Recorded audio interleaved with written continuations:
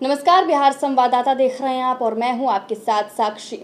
लोकसभा चुनाव को लेकर इंडिया और एनडीए दोनों ही अपने अपने स्तर पर पुरजोर तैयारियों में जुटे हुए हैं। इसी को लेकर मुंबई में इंडिया अलायंस की तीसरी बैठक चल रही है। आपको बता दी, बैठक 2 दिवसीय थी, 31 अगस्त और 1 सितंबर को। हालांकि ये बैठक फिलहाल चल रही है, लेकिन बड़ा सवाल ये है कि इंडिया अलायंस में कांग्रेस को कितना फायदा है। इसी पर बात करने के लिए हमारे साथ मौजूद है हमारे वरिष्ठ पत्रकार मनोज चतुर्वेदी जी। तो इनसे पूछेंगे कि ये इंडिया अलायंस में कांग्रेस को कितना फायदा है। देखिए साक्षी, सबसे बड़ी पार्टी है कि कांग्रेस को ही लड़ाई लड़नी है। इंडिया और एनडीए के साथ मेन लड़ाई में कांग्रेस ही है और कोई दूसरा नहीं है। कारण उसका ये है कि 2019 के लोकसभा चुनाव में जो है वो 190 सीटों पर सीधा टक्कर हुआ था कांग्रेस के साथ, और उसमें से 176 सीटें जो हैं वो भाजपा ने जीत ली थी। मात्र 14 सीटों पर कांग्रेस को विजय हासिल हुई थी।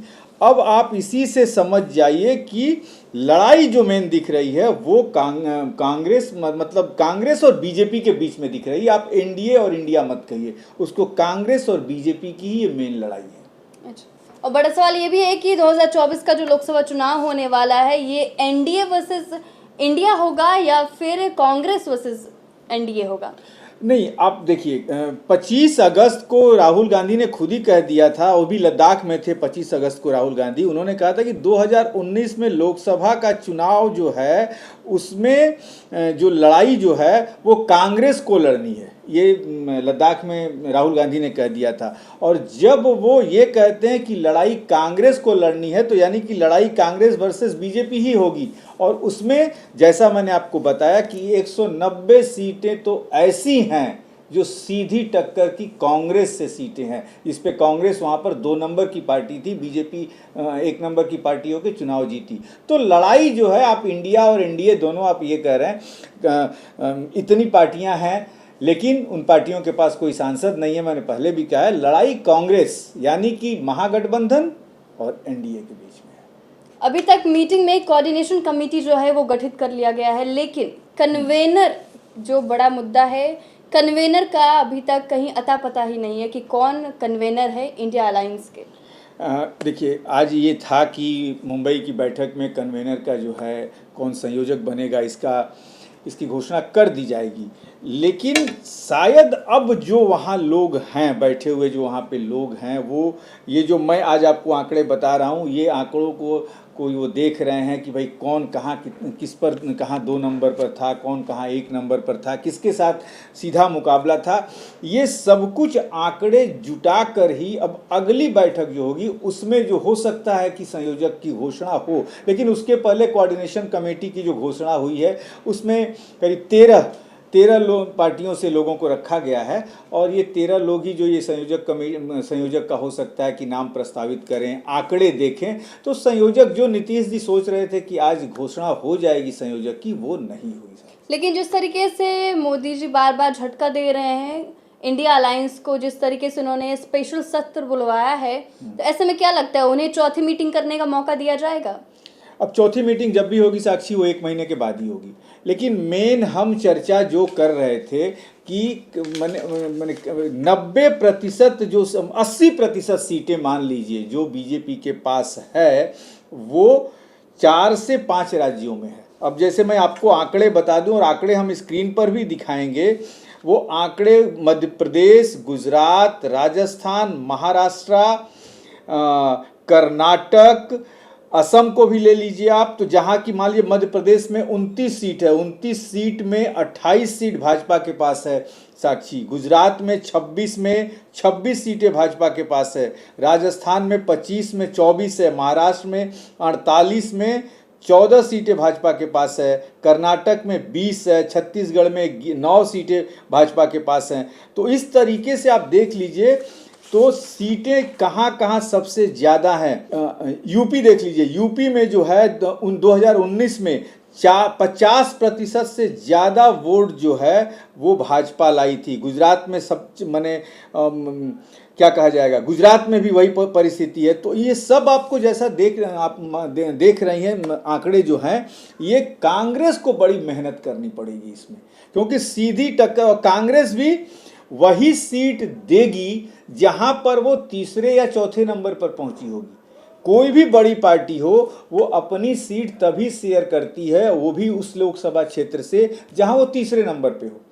दूसरे नंबर पे होगी और नेक टू नेक जब लड़ाई होगी, मतलब कि कांग्रेस और बीजेपी में लड़ाई होगी, तो निश्चित तौर पे वो सीट कांग्रेस के जेहन में होगा कि ये सीट हम इस बार 2024 में निकाल लेंगे। क्योंकि 2019 में कांग्रेस भी लड़ी थी, मान लीजिए वहाँ से राजद भी लड़ी थी या जदयू भी लड़ी थी और भाजपा भी लड़ी थी, तो वोटों का बिखरा हुआ था। लेकिन दो दल, जो कि नीतीश कुमार ने कहा था कि यदि दो दल ही लड़ेंगे एक सीट पर भाजपा के खिलाफ, एक भाजपा रहे दूसरा उनके महागठबंधन के कोई दल रहे, तो हम ज़्यादा से ज़्यादा सीटें निकालेंगे। लेकिन ये 190 सीटें जो हैं ये बहुत बड़ा मायने रखती हैं साक्षी, गठबंधन महागठबंधन के लिए भी और मोदी के लिए भी। तो क्या लगता है जहां पर क्षेत्रीय दल नहीं है वहां पर कांग्रेस किस तरीके से टिकी रहेगी? क्योंकि जो अलायंस हुआ था, अलायंस ही इसलिए हुआ था ताकि तमाम जो नेता है वो मिलकर मोदी को हटा दे। लेकिन जब तक कांग्रेस इंडिविजुअली खुद को स्ट्रांग नहीं कर लेती है, मोदी सरकार जो है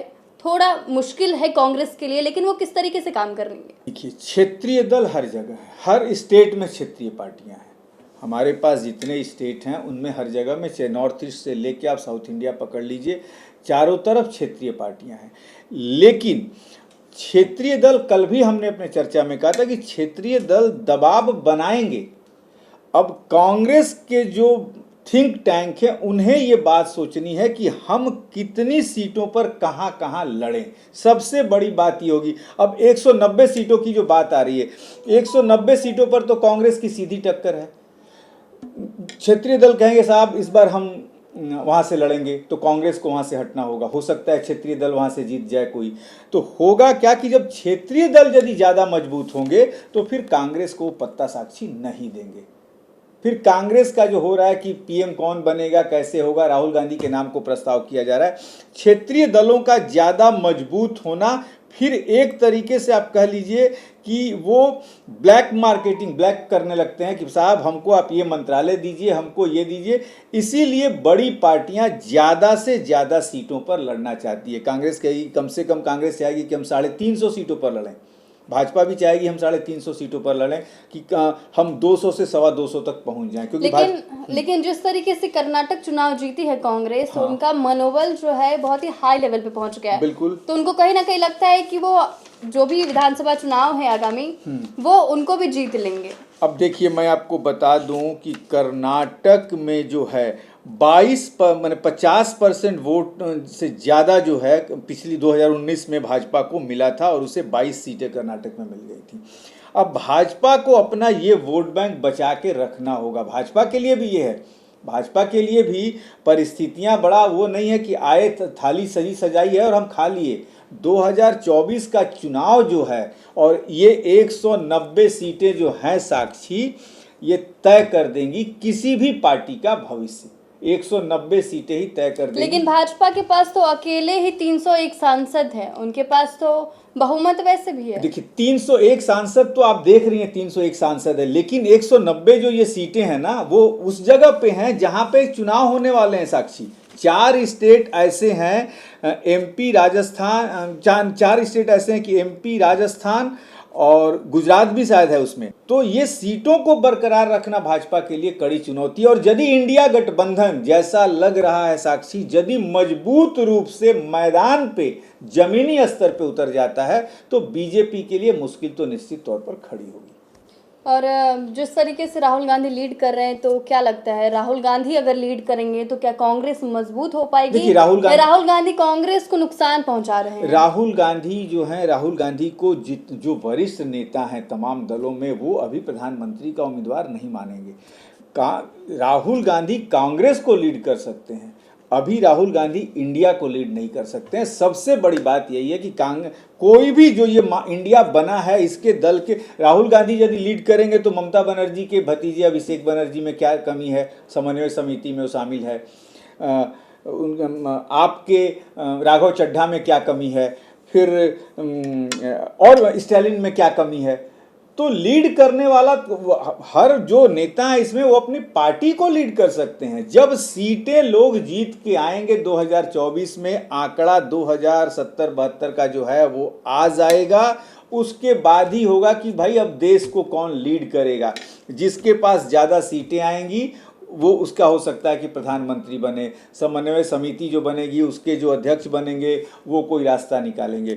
लेकिन राहुल गांधी इतनी यदि इंडिया को लीड करने लगे, आप देखी भी होंगी तस्वीरों में आपको दिखाई भी दे रहा होगा कि राहुल गांधी हमेशा जो है मल्लिकार्जुन खड़गे के पीछे पीछे चल रहे हैं। यहाँ तक कि आज एक तरह से कह लीजिए कि देश के इतिहास में हमने पहली बार देखा कि नेहरू परिवार का कोई बेटा जो है या बच्चा जो है वो अपने कांग्रेस अध्यक्ष को, क्योंकि शुरू से जो रहा है वो कांग्रेस पार्टी का अध्यक्ष जो प्रधानमंत्री होता था वही इंदिरा जी रहती थी, नेहरू जी रहते थे, लेकिन नेहरू परिवार का कोई बच्चा कि अपने कांग्रेस पार्टी के अध्यक्ष को बाकायदे पानी की बोतल खोल के पानी उसमें ढाल के उनको पिला रहा है। यानी कि राहुल गांधी भी एक संदेश देना चाह रहे हैं साक्षी कि नहीं, मल्लिकार्जुन खड़गे के ही नेतृत्व में कांग्रेस चल रही है, ये जो डिसीजन लेंगे वही डिसीजन अंतिम माना जाएगा। राहुल गांधी अपने को एकदम, हाँ प्रधानमंत्री बनने के समय क्या होगा ये अलग बात है, लेकिन राहुल गांधी अभी जनता के सामने शो कर रहे हैं, पार्टियों के सामने शो कर रहे हैं कि हम खड़गे के पीछे खड़े हैं हर बात पे। लेकिन अगर कांग्रेस को इंडिविजुअली लड़ना है तो फिर ये इंडिया अलायंस क्या दिखावा कर रही कांग्रेस इंडिया अलायंस में आकर? देखिए, कांग्रेस एक तरह से समझिए कि कांग्रेस अभी जो है बहुत से स्टेटों में उसका अस्तित्व, जैसे उत्तर प्रदेश ले लीजिए, उत्तर प्रदेश में एक कांग्रेस अस्तित्व बचाने की लड़ाई लड़ रही है। घोसी में चुनाव हो रहा है, कांग्रेस ने अपना कैंडिडेट नहीं दिया है, मुलायम सिंह के लिए छोड़ दिया है, सपा के लिए वहाँ पे कैंडिडेट छोड़ दिया है।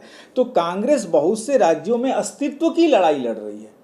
कर्नाटक में कांग्रेस की सरकार बनी है, कांग्रेस का मनोबल हाई हुआ है, लेकिन जब तक अब वो क्षेत्रीय पार्टियों से अलायंस नहीं करेगी, क्षेत्रीय पार्टियां जो हैं कांग्रेस का वोट काट लेती हैं। भाजपा का ये मान के चलिए कि भाजपा का जो भी आज के समय में जो भी वोट बैंक है उसका वोट बैंक सॉलिड बन गया है। यहाँ तक कि उत्तर प्रदेश की बात कीजिए जहाँ से सबसे ज़्यादा सीटें 80%, वो उसमें मुस्लिम समुदाय से लेकर सभी समुदाय के लोग भाजपा के वोटर हैं। लेकिन कांग्रेस के लिए समस्या है, इन करीब करीब आप मान लीजिए कि 10 सालों में मनमोहन सिंह के बाद से कांग्रेस का अस्तित्व जो है कुछ राज्यों में खतरा के निशान से भी जो है ऊपर चला गया है। तो ऐसा मान सकते हैं कि 2024 के लोकसभा चुनाव में जो बीजेपी का वोट बैंक है वो सुरक्षित है और उसे इंडिया अलायंस से कोई डर नहीं है? देखिए, आप ये नहीं मत मानिए, क्योंकि वोटर किसी का नहीं होता है, लेकिन मोदी जैसा चेहरा जो है और बीजेपी के वोटर, कल भी आपने सर्वे किया, आपने पूछा भी लोगों से कि भाई गैस के दाम घट गए हैं या बढ़ेंगे, तो बढ़े थे, तो आपने कहा कि घटे या बढ़े कोई मतलब नहीं है, हम तो देंगे भाजपा को ही वोट। तो ऐसे भी वोटर हैं जो मोदी के बहुत से कामों को देख रहे हैं, बातों को नहीं देख रहे हैं, कामों को देख रहे हैं। हम भी बहुत जगह सर्वे में गए थे जहाँ गांव की महिलाओं से हमने पूछा कि राशन का दाम बढ़ रहा है, तो बोला राशन का दाम बढ़ रहा है साहब, करीब 5 साल से तो हमको मुफ्त में दे रहे हैं ना 5 किलो अनाज करके, हमारे घर में 3000 रुपया आ रहा है, हमारे लिए 500 रुपया, जो कि कांग्रेस के समय साक्षी सबसे बड़ा कारण है कि कांग्रेस के समय इन पैसों का बंदर बाट होता था, मनरेगा की मजदूरी नहीं मिलती थी, अब सब खाते में पहुंच रहा है। तो और मोदी भाजपा का कह लीजिए या मोदी सरकार का मीडिया मैनेजमेंट इतना सही है कि हर चीज़ें जो है सोशल मीडिया पे आ जा रही हैं, लोग देख रहे हैं और फिर विचार कर रहे हैं कि किसको वोट देना है। तो यही कारण है कि विपक्ष को जो है एनडीए खटक रही है। बिल्कुल बिल्कुल ये कारण है। और दूसरा कारण ये है कि विपक्ष को जो है घेरने का मौका नहीं मिल रहा है कहीं भी। विपक्ष घेर कहाँ रहा है? चाइना पे घेर रहा है कि भाई चाइना बॉर्डर, चाइना हमारी ज़मीनें कब्जा कर रहा है। अब साक्षी आप यही बताइए, एज ए एंकर आपको बिहार में बैठ के चाइना वहाँ पे क्या कर रहा है आपको कोई मतलब नहीं है। देश की 80% से ज़्यादा आबादी गाँव में बसती है, चाइना बॉर्डर पे क्या कर रहा है एक बिहार के गरीब मजदूर जो मनरेगा में काम करता है उसको कोई मतलब नहीं है। उसको मतलब है कि उसको हर महीने 5 किलो अनाज मिल जा रहा है, 500 रुपये उसके पिताजी को पेंशन मिल जा रही है, केंद्र सरकार की तमाम योजनाओं को जो फायदा मिल रहा है उसी से उसको मतलब है। देश में क्या हो रहा है, हाँ आटा दाल आलू का भाव कैसे है, इससे थोड़ा बहुत फर्क उसको पड़ रहा है, लेकिन और सब चीज़ों से देश के उन मजदूरों को, गरीबों को कोई फर्क नहीं पड़ता। तो मान लेते हैं कि देश की जनता को इससे कोई फर्क नहीं पड़ता है कि इंडिया अलायंस में कौन आ रहा है, कौन जा रहा है। जो देशवासी है उन्हें बस इसी चीज़ से मतलब है कि उनके खाते में पैसे आ रहे हैं और उन्हें अनाज मुफ्त में मिल रहा है। आपके अनुसार?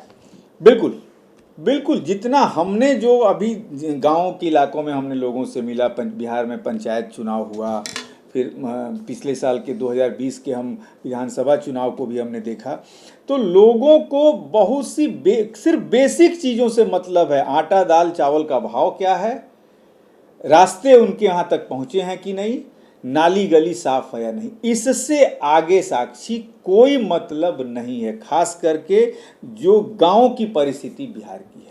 बहुत बहुत धन्यवाद आपका मनोज चतुर्वेदी जी इन तमाम जानकारियों के लिए। और आपको बता दें कि आज जो है 2 दिवसीय बैठक चल रही है मुंबई में इंडिया अलायंस की, लेकिन कन्वेनर कौन बनेगा वो अभी तक डिसाइड नहीं हो पाया है। लेकिन जैसे ही कन्वेनर बनता है हम आप तक खबर जल्द पहुंचाएंगे, लेकिन इससे पहले बने रहे आप बिहार संवाददाता के साथ।